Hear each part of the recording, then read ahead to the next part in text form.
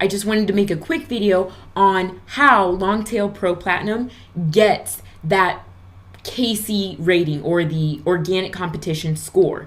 So basically what it does is it takes all these factors and it boils it down into a simple singular number, and that is the organic competition score. So basically it takes all of the top 10 competitors for each keyword and it boils down what their domain match is. You know, if they have an exact match domain, if they have a keyword in their domain, if they have title tags, if they have rank, and so much more. So they take all of those factors, right? All of those behind the scenes SEO factors, and they combine all of that and they boil it down to one number. And I've got to tell you guys, in the 8 years that I've been in this industry, Longtail Pro has been a lifesaver. I could have never, ever in a million years helped people the way I have with SEO without this tool, because it makes it so simple and easy to simply analyze your research and go, you know what, I'm going to steer clear of all those terms over there. There's no way that I could even rank for them. I'm not even going to give them the time of day.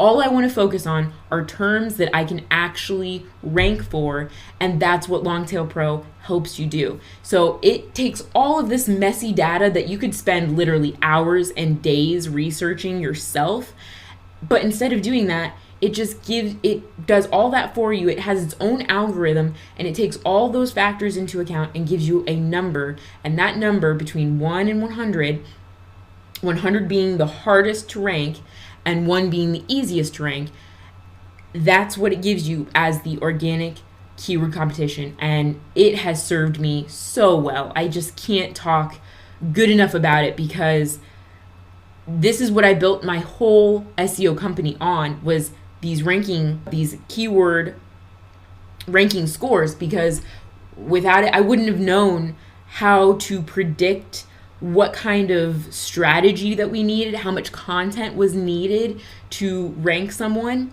And that brings me to my next point, which is, you know, based on these keyword competition ratings. This, by the way, we're in my SEO company's support desk right now. That's where these things are coming from.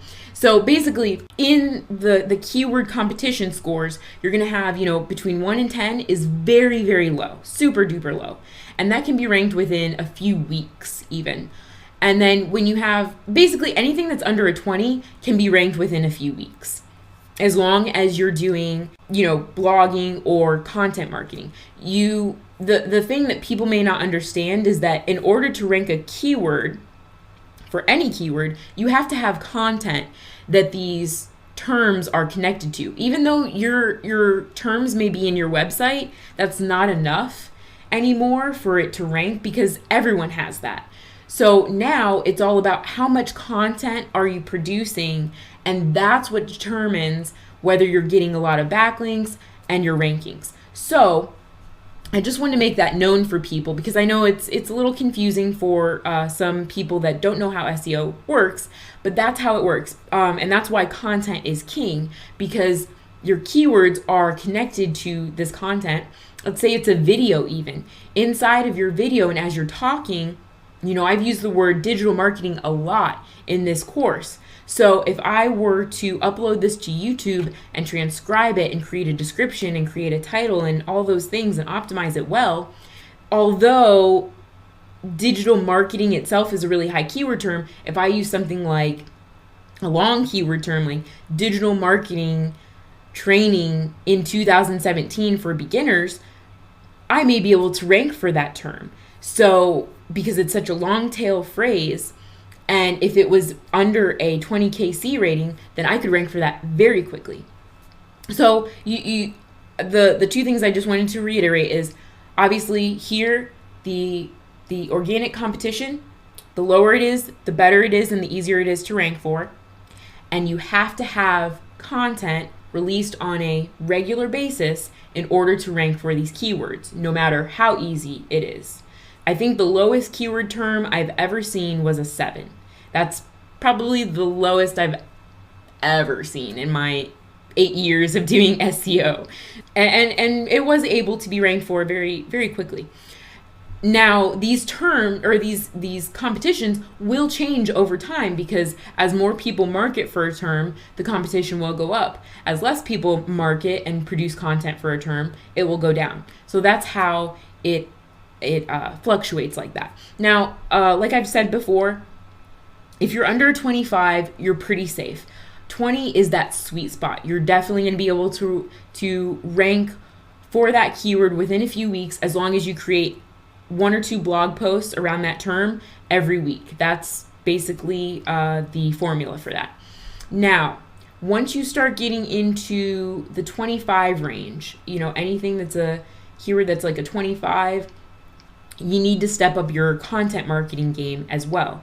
So basically, I would recommend at the 25 mark, I'd recommend at least 1 article every single week, no questions asked, if you want to rank for that keyword.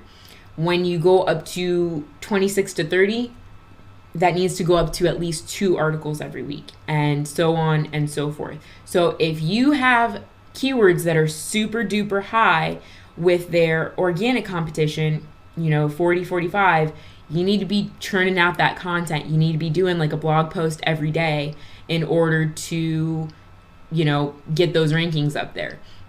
So I just want to give you those realistic expectations that even though you have low competition here, you still got to do that work when it comes to creating the content. And not that it's hard work, but you do have to make sure that you're producing, maybe a 350 word blog post every few days or every week or something like that. So that just depends on what the competition is. Like I've mentioned, basically 25 and above, 1 blog post a week. If you're at the 26 to 30 mark, 2 blog posts a week. If you're at 31 to 39, I would do 3 to 4 blog posts a week. And from there, you need to be blogging every day or producing a lot of content in order to rank for those keywords organically. And then, of course, our little strategy that we recommend for rankings is, of course, fully optimize your website with your keyword terms. Put those in the page titles and descriptions, and then, of course, use them wherever you can within your services and products, wherever it's appropriate. And, of course, you want to be publishing a new blog post that includes one of your focus keywords at least once a week. If you're not doing that, you're just behind in the game. And then, of course, you want to, from there, focus on getting backlinks to your site. The best way to do that is Google proof. And what I mean by that is Google's always coming up with new ranking algorithms that can sometimes throw people for a loop.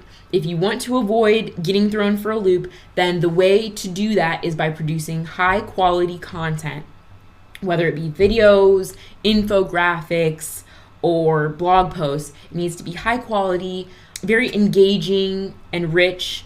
And as long as you are able to do that, then you really don't have to worry about buying backlinks or doing a ton of other strategies, because that is going to be your core method of getting traffic and rankings. The other thing that you can do later on is do guest posts for people. The best way to go about doing that is going through blogs and websites that you already are highly related to.